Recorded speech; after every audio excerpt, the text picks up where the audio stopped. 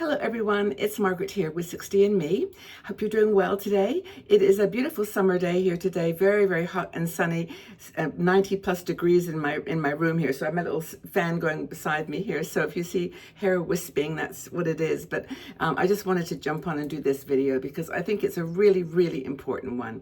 I want to talk about gifting, what kind of gifts you give to your adult children. Now, what do you normally give your adult children for their birthdays or holidays? New piece of clothing, a new kitchen gadget, a book maybe, and you maybe got some routine things that work for them. That's a good a good gift to give to your adult children. Maybe you take them out for dinner.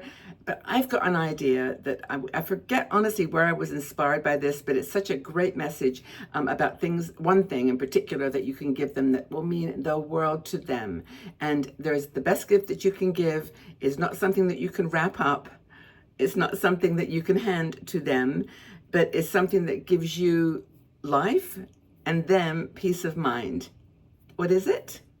Well, it's simply, and by the way, I don't want to make any assessments here about your own situation, what's your priorities, what's important to you with your health or not with your health. But the gift that you can give them that stops them worrying and thinking about you at 3 o'clock in the morning is the simple gift that says, you don't have to worry about me. I'm taking care of myself. I'm trying to stay healthy. I'm doing all the things, just that message of don't worry about me. That's the gift. I'm taking care of myself. And I think, of course, your family members are going to jump in and help whenever, they need to. At least I hope that they do, and your friends. But you ultimately have that ownership of your good health and your well-being, mental, emotional, physical, and it's like a whole package. But you own it. And to give your adult children the reassurance that you've got it under control, that you're taking care, it matters because it stops them from worrying at 3 o'clock in the morning. It's just that simple gift of I'm going to take care of myself. And so as we age, I know that our adult children, if you have children, by the way, this is of course for those, but it's not just children, it's just any adult person that you have in your life that cares about you. It's just actually simply thinking in their minds, is Mom okay? Is she eating well? Is she lonely? Is she doing okay? Is she happy? And I think that if you've got a family, that cares about you as a person, in addition to being their mom, they want to know that you're staying in good health and taking care. And it's not because they don't love you. They may not say it out loud. They know they do, but they just want to make sure that you're taking care. So it's not just about surviving, it's about thriving in your 60s, 70s, and older. And this real gift, I think, can be so, so meaningful for your adult children. So what can you say? The first thing you can say is, I'm staying active and strong. I'm exercising, I'm walking, I'm making my own doctor's appointments, I'm being proactive in my health care. I'm anticipating, doing regular scheduling of check-ins and checkups, and I'm taking care of my medications. I'm taking them consistently, regularly. I'm watching the foods that I eat. Of course, when you get older, the calories don't quite matter just as much. Like it's okay, have a little bit of cake here and there, maybe a brownie or whatever, salted caramels. Whatever makes you feel that you just give yourself a little pleasure with food, of course, but you're eating well.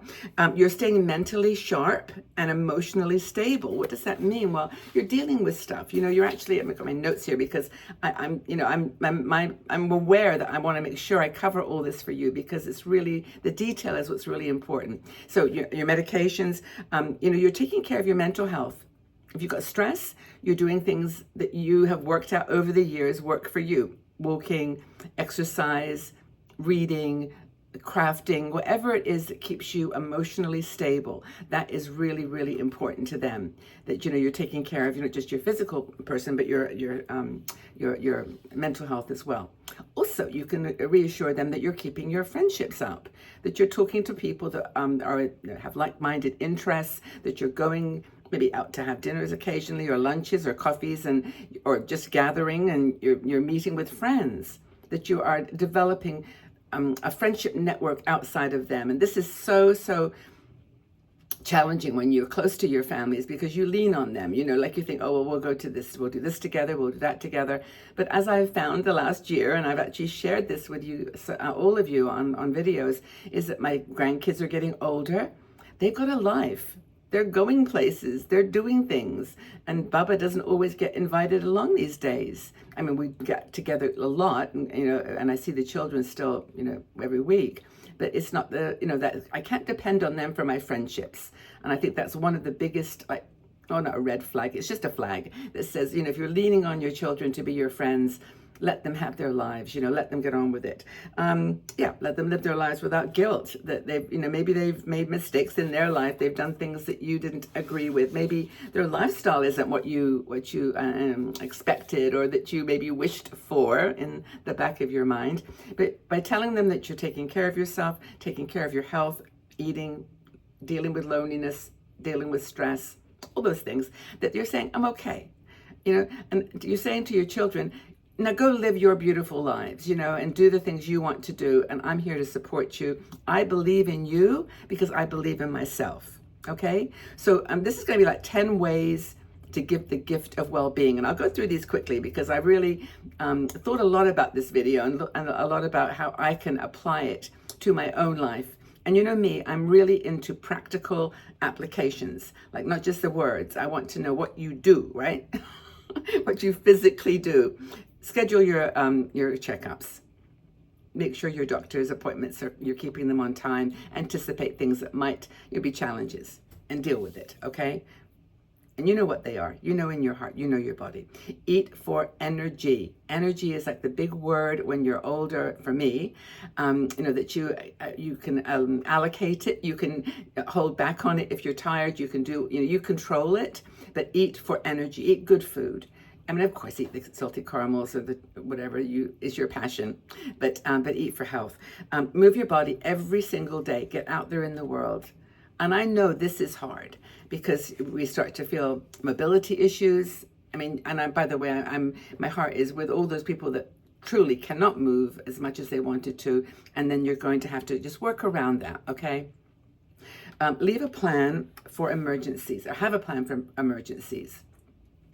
I have on my wall, and it really is very helpful, even just the police numbers and ambulance and, just reminders of what you do in an emergency. Now, I've had a couple this last 2 years, as you know. I mean, I've had to go rushing to the emergency room a couple of times, but now I have a plan. I have a bag packed. I know that sounds ridiculous, but I do have a little bag packed with just the things I knew I needed. In fact, I hardly took it out from the last trip. I just left everything, a bunch of makeup, some skincare, my toothbrush, a book, some coloring pencils, just little things I know if I'm sitting in a waiting room or in the hospital, I'll appreciate those. So that's having like a little bag to go, a go bag, I call it. So have a plan for emergencies. Stay socially connected. I mean, I know that it's harder as we are not in the workplace and all of that to make friends and keep them and do things together, but just try to stay socially connected. Friends, neighborhood groups, your church, your religious organizations, whatever you do, however you believe and feel. Look, isolation is the biggest risk, or one of the biggest risks to health as you get older, right? No problem. Let go of the idea that you have to fix your kids.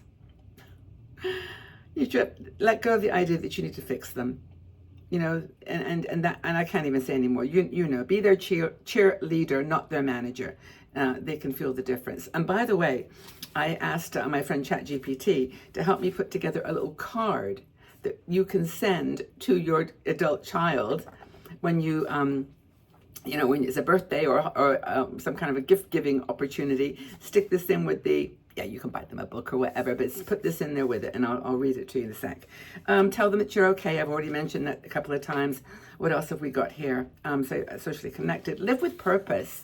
Have something that is your kind of a little bit of a bright light that you move towards. And, I think those are probably almost 10. Have a plan for emergencies. Oh, practice self-compassion. How about loving yourself? Just truly, truly loving yourself.